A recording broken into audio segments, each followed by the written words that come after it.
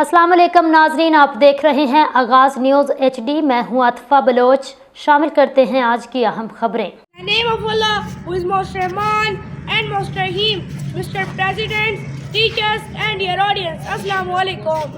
My name is Muhammad Zishan. I am from class 5th Blue.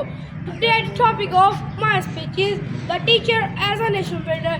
Teaching is where respect Lord in the world. Dear audience, teacher is not only to teach a subject but also is responsible to protect our culture as well. The teacher as a builder of a nation. She develops our social and moral values.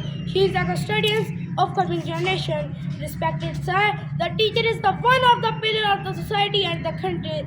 The teacher influences the mind of kids. He treats and molds the young mind into various forms. We being students cannot find competent teacher. As the future of a nation is the hand of competent teacher.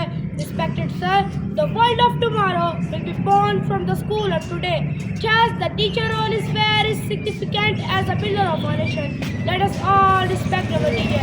Thank you for listening to my speech.